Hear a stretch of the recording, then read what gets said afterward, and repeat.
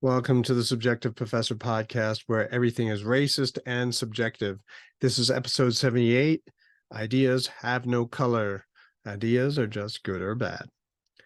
So there's a tendency with some people to colorize ideas, that is, associate certain ideas with whiteness and other ideas with other colors. Oh, by the way, before we get into it some more, so I'm getting into a rhythm with my teaching at the middle school. So I think I'll be able to start doing more episodes, but at the very least, I want to try to make sure I do uh, Race Monday consistently. But as far as the rest of the week, I'm going to try to focus more on topics or episodes where I'm going to turn my Sunday sermons and lessons into podcast episodes.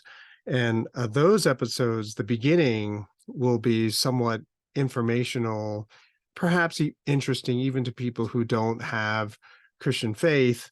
And then if you do have Christian faith, then towards the end, the conclusion is when I try to bring it together, draw the connection between contemporary issues with Bible passages. Hey, if it works for Rafi Farber, it could work for me as well. Anyway, so right, there's a tendency in the university to attach some kind of color to ideas. That way you can easily say, well, that idea is racist, and this idea is not. So as I said, since Western European tradition, what the university used to exclusively teach, even when I was back in the college back in the day, it mostly was Judeo-Christian, Greco-Roman, Northern European kind of stuff. And going even further today, some people will straight up say that the Enlightenment, logic, reason, are white and therefore discriminatory towards colored people. In fact, because it is difficult to understand, you privilege white people over other people for whom all this logic and reasoning is not native, right? And so they got to learn all this stuff. They got to catch up. So they're behind. It's hard to learn. It's hard to use. And so therefore it's racist. You may have heard that some people are pushing for math to be racist, and so they're dumbing down the curriculum. Certain math you're not even required to learn. You don't have to learn. I mean, who needs math, right? Logic, reason, these things are racist. I have noted that people these days really do not know how to reason. They don't know how to use logic. And I think it's because more people are taught that yelling your opinions at the top of your voice and over on top of whoever you're talking to is the way to exercise reason and logic, which is kind of silly, obviously. So people who are accustomed just simply rattling off an hour or 2 hours of just contradictory, arbitrary, poorly grounded words is reason. But that obviously is not the case. So if you are able to outlast a conversation partner like that, in other words, if you've ever been in a situation where someone is yelling at you and yelling even questions at you, but not giving you an opportunity to respond or reply, just wait them out. They usually have about an hour's worth of material that they can go without really taking a break. I had a unfortunate experience where I had to sit for an hour and a half.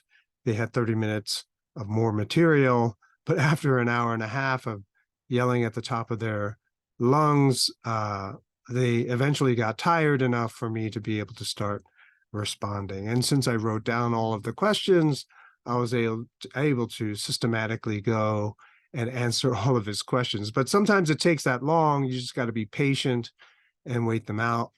The payoff is well worth it. All right, so let's go back. Is the Enlightenment racist?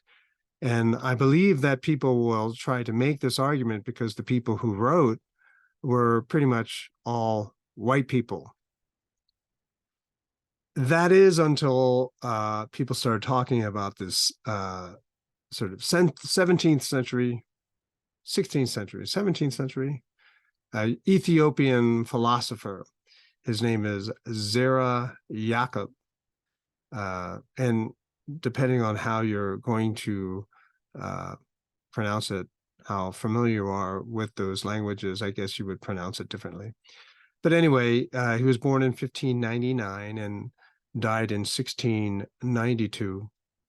But apparently he was writing Enlightenment ideas, writing about Enlightenment ideas while sort of being in exile in a cave in Ethiopia, hiding out, like 100 years before Europeans were writing Enlightenment writings. So here we can see that a Black person, an African, came up, worked out Enlightenment ideas before Europeans did. So can we still say that the Enlightenment is racist, right? If you're going to make the argument that certain ideas are racist because of who said them first, well, then now you don't have a leg to stand on, right? Because an African wrote before Europeans did with the same ideas. Now, he's relatively obscure because, you don't have too many examples of his work. Certainly nothing in English. Apparently people are trying to hunt down copies, translated copies of what he wrote, but that's an ongoing process. Nevertheless, the reality remains that an African, Christian African, wrote about the Enlightenment prior to Europeans. So you can't use the origin reason to cancel ideas. You can't say, oh, because white people said it, it's racist, and so we can move on. So then we have to ask, is it that certain ideas are racist, that certain ideas have color, or is it that certain ideas are just bad ideas, right? So people will throw down the racist word because it's the easiest way to get people to not even learn about those ideas. Oh, that's racist, so I guess I'll stay away from that idea. So calling certain ideas as racist may be just simply a strategy to get people not to learn those ideas or even try to understand what those ideas are actually saying. So in this context, then, it's not that ideas have color. It's just that certain ideas are situationally, subjectively bad ideas. Certain ideas, given the context, can become wrong ideas, right? So everything is subjective, and so people can enjoy and like and even love bad ideas because depending on their subjectivity, so be it. But in the marketplace of ideas, depending on the context, certain ideas may not be the right idea for that time. In other words, perhaps using one idea in a certain situation may be the wrong thing to do, but in a different situation, it might be the right thing to do. Okay, so the context matters. You can't just make this blanket assumption that a certain idea is always going to be bad, no matter the context. I mean, some people will do that on an individual level, but if realistically, society-wide, certain ideas can sometimes be the better idea given the circumstance.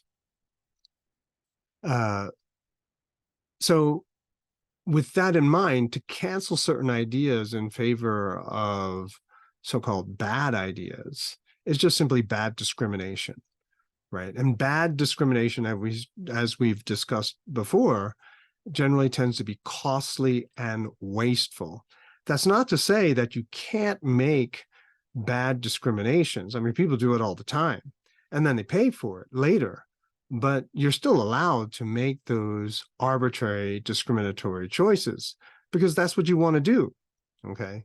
So I'll give you an easy example. Today's Sunday, so a lot of people are watching professional football.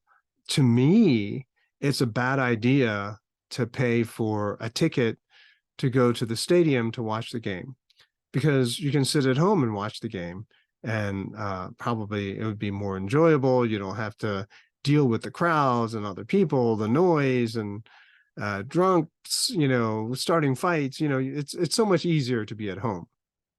So to me, that would be a bad idea. That would be bad discrimination. It's expensive. It's a hassle. You're more tired, and you can't just roll into bed, right? So that would, to me, be an example of bad discrimination. But other examples could be like reparations, riots and protests in favor of BLM, or Antifa riots and protests. These are all bad discrimination. They are costly and they're wasteful.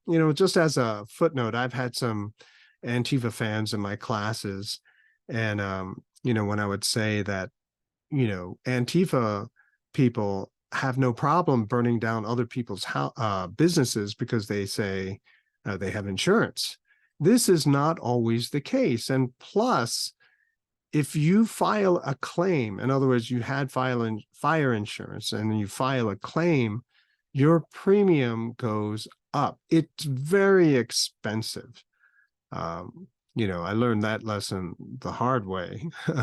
Filing a claim for something relatively minor that we could have paid out of our running budget resulted in doubling of our insurance policy, right? The premium that we had to pay for an insurance policy.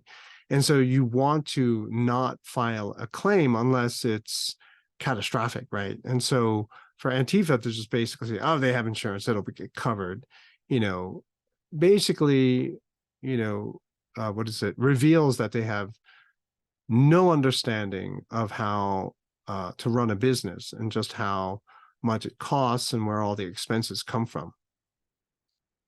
So particularly if we take reparations as an example, and if you don't know what reparations are, it's basically compensation to the descendants of slaves here in America. And depending on who you ask, the amount that each person should receive as reparations is pretty large, right? It's like $100,000 to $1 million, depending on who you're asking and talking to. The thing is that where does the reparations come from? Who's qualified to receive it? Those are questions which I won't even get into here. But let's just say reparations happens. Well, where does the money come from? I mean, you understand that generally it's going to be the government who are just simply going to give out money because they can't raise taxes in order to pull this off. And so you're going to have inflation.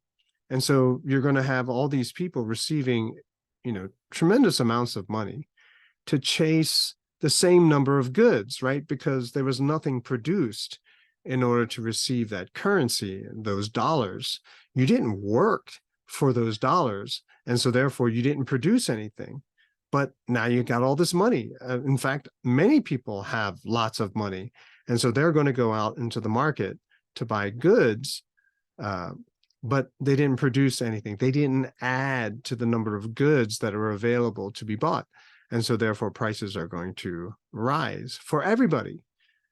So you get all this so-called free money created out of thin air, inflation. And so now a lot of people have dollars, but now they're chasing fewer goods, which basically means everyone now has to deal with higher prices. And this is just simply a bad idea. Understand that certain ideas are not always bad. And so I'm going to invoke fuzzy logic again. And fuzzy logic is that situation where ideas can be good and bad, wrong and right at the same time, right? So you don't have to try to figure out whether an idea is always bad or always good, absolutely bad, absolutely good. You don't have to do that. because everything is subjective and everything is situational. It depends on the context. An example I like to give is that I run my family like a fascist dictatorship with my wife. So we share in all the decisions. We don't let our children contribute or express their opinion or cater to their opinion. No, they don't have any role in the creation of the family budget. We control the means of money generation. And so we decide how the budget of the family is going to go down. We decide where to go for vacation. We decide where we're going to stay, and children have to just simply come along. So it's just a fascist dictatorship. But there's no way that I can extend my power and authority even to my brother's family, right? They're not going to listen to me because his family also is probably some form of fascist dictatorship as well. And so what works for my own family fails when it comes to the broader society. So there you have the fuzzy logic, and we don't really have to fuss over whether an idea is racist or not, right? It can be both. Also, we have to consider that no one really owns an idea, right? Ideas not only don't have color, they're just good or bad, and no one can own an idea. So, for example, cultural appropriation, is that even possible? Can your culture own a fashion design? Can your culture own a color? That's just kind of a weird thing. I never really understood cultural appropriation. It just always seems so arbitrary and ludicrous at the same time, right? I mean, if we're going to take it seriously, well, who owns the wheel? Who gets dibs on wheel technology, the cart technology? I mean, can someone just simply say, hey, that's from my culture, you're not allowed to use it? That's cultural appropriation. And once you start having conversations like that, it smacks a lot like intellectual property, copyright, patent laws, all of which I kind of reject, right? Because all of those rules create other kinds of problems. And this idea that ideas can be owned. Ideas are thought, right? Ideas are worked out. In fact, I'll even go so far as to say, I'm not trying to overstate anything, but I don't really read a lot of books, right? Most of my time is just simply working out ideas. If this is true, then this has to be true. And so based on my work in race theory, I figured out that the smallest minority is the individual, right? It's not Native Americans or African Americans or Hawaiians or, Eskimos, whatever they're called these days. It's not about the number. It's about the individual is the smallest minority. So I was pretty pleased with myself that I worked that out. And I used to say it in class all the time. And then, of course, I see a meme and I see that Ayn Rand had said that years ago. But the way she came to the idea was probably in a much different way. And so what I'm trying to say is that ideas can be arrived at, right? You can arrive at an idea. You can come to an idea simply because of the way that you're working out and logically trying to unpack and understand complex events that you're seeing in society, right? And so no one really owns anything. There is no such thing as cultural appropriation. All there is people liking the ideas that come from another group of people, right? It's like, ooh, I like that design. I think I'd like to wear that design. Does it look good on me, right? And if you don't like it, you don't wear it. So I remember when I was younger, my parents would dress me up in Korean clothes, traditional Korean clothes, but that's what's supposed to happen on New Year's Day. You wear these traditional clothes. That's the thing. But no one else was wearing it, right? And so they thought it would be kind of a cool thing that their kids in America would wear the traditional clothes, and we hated it. I couldn't wait to take off the stuff because it looked kind of goofy to me, right? Why can't I just wear pants? When I got to wear this stuff? So it was just kind of interesting. So I didn't want the ideas. I didn't want the culture of my parents. I rejected it. And so to say that, culture has color, that's just kind of ridiculous. How about ideas like nationalism or far right? Like when people use these words, there's an affiliation or association with white supremacy. Far right ideas. These are white ideas. In fact, these are racist white ideas, which is kind of ridiculous, right?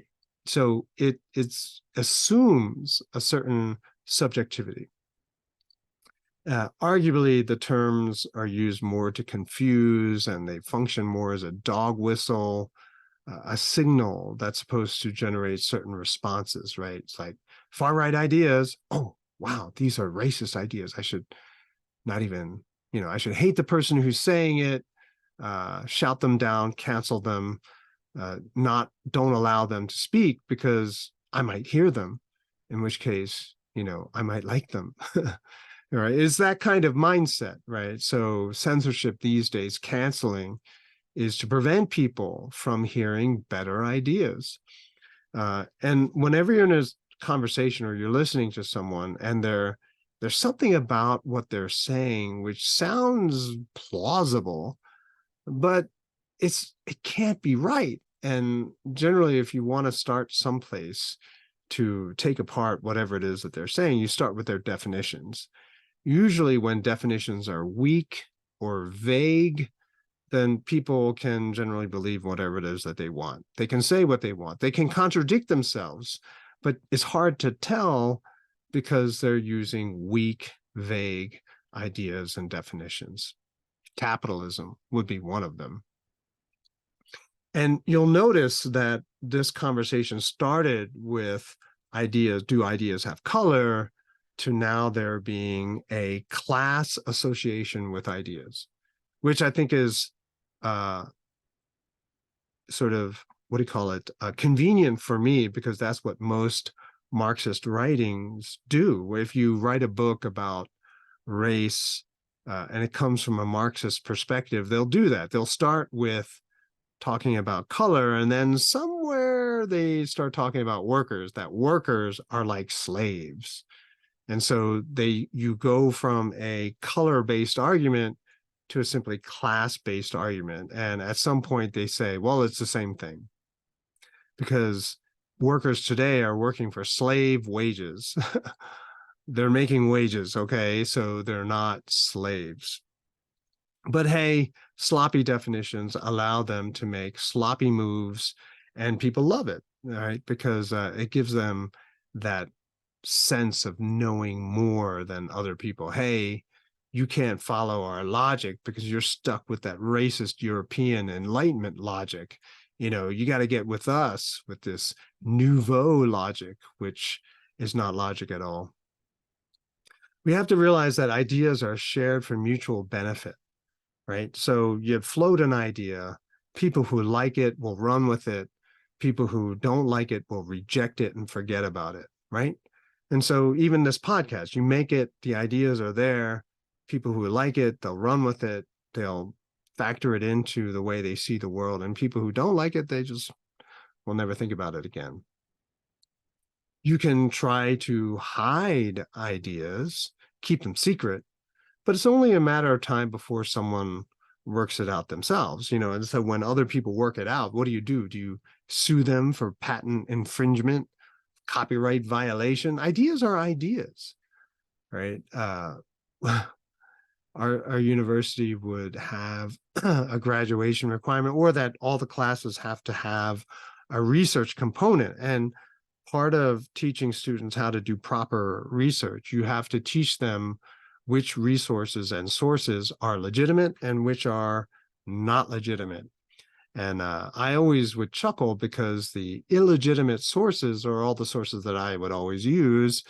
And did I say that right? The illegitimate ones are the ones that I always use. And the legitimate ones are all the status quo, the trendy, extremely subjective sources, right? And people would say, well, it's published by a reputable publisher. Well, yeah, publishers today are just simply gatekeepers of knowledge, right? And so they stand at the gate and they publish the ideas which affirm their own subjectivity, their own biases, and reject everything else.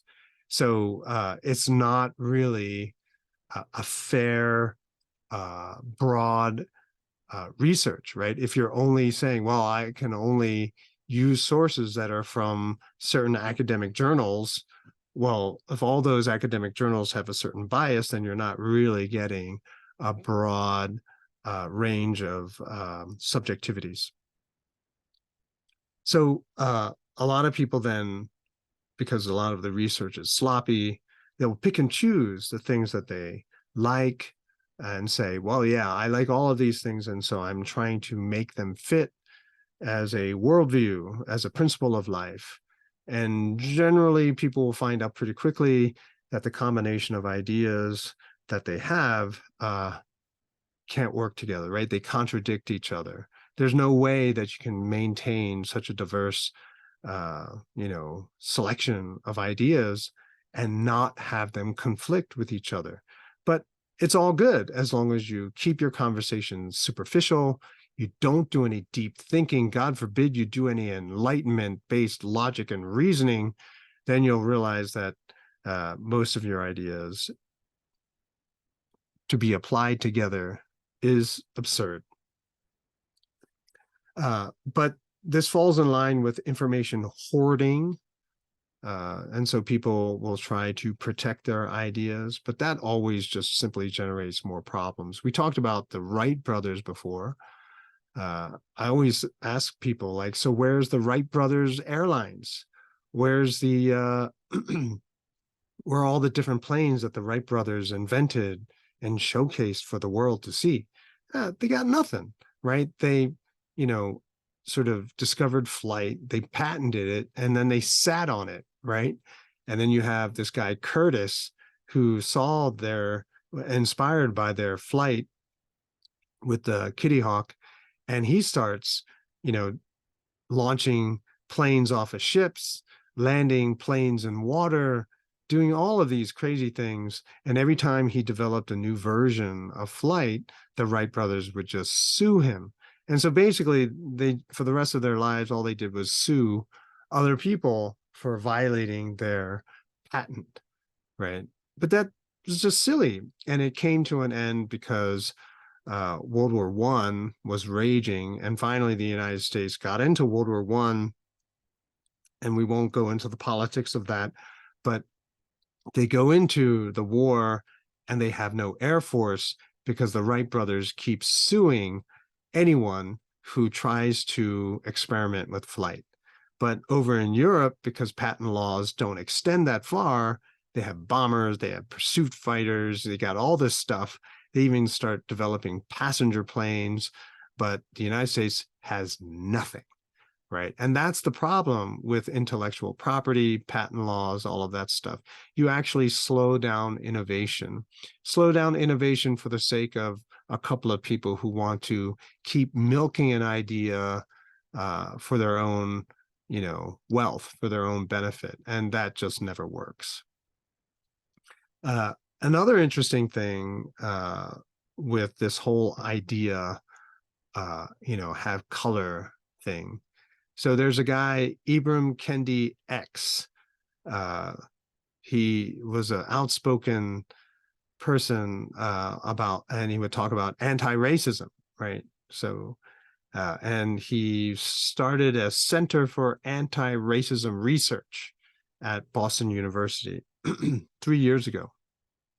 He blew through $43 million in 3 years, and 30 million is unaccounted for. So, right, when you have certain really bad ideas and there is a certain publicity surrounding it, there's certain popular appeal, then without really understanding it, they'll throw certain people, in order to appear to be righteous and good, will throw a lot of money at that person.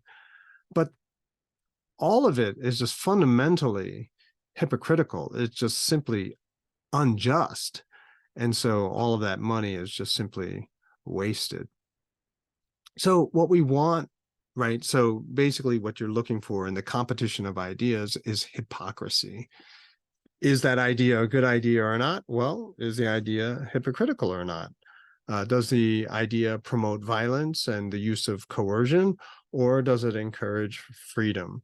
And so in order for us to be able to know this, we need to have a competition of ideas. You can't just simply say, those ideas are racist, those ideas are white, those ideas are cisgendered, whatever. You can't do that, right? Because these are all just meaningless attachments that people try to ascribe to certain ideas in order to cancel them, in order to prevent people from hearing about them, from learning about them, and perhaps adopting them for their own personal life and decision-making processes. And so we need to have free speech. Free speech enables and allows for the competition of ideas. If you don't like certain ideas, don't listen to it. But if you're curious, you want to learn more, then you can listen to other people who are going to share those ideas. Let people choose the ideas they want to live by, and then take responsibility for those choices. Gaslighting people, even from even researching and learning, is definitely not the way to go. And I got to tell you, bad ideas, arbitrarily discriminatory, bad discrimination, is really expensive, right? So capitalism, because so many people demonize that word right from the get-go, a lot of people never learn about what capitalism really is. It's a word that has a lot of baggage, but if you get right down to brass tacks, all it is freedom of association, right? Freedom to buy and sell what you want to people who are willing to sell and buy whatever it is that you want. And if you don't like it, you walk away. If you can't find what you want, then you make it, you create it, you innovate it. That's what capitalism is. And people who are unable to compete in a field like that, who cannot keep up, who can't be the biggest fish in the pond in the capitalism world, then they hate it, right? And so they don't want other people to even know about it. And so they're going to cancel those ideas, that conversation, that discussion. But we should push back against that. We need to have free speech. We need to have people compete with their ideas so that all of us can figure out what are the better ideas for a certain situation, and what are certain ideas that are always, or more frequently than not very good to use. And that's it for this episode. I will talk to you in the next one.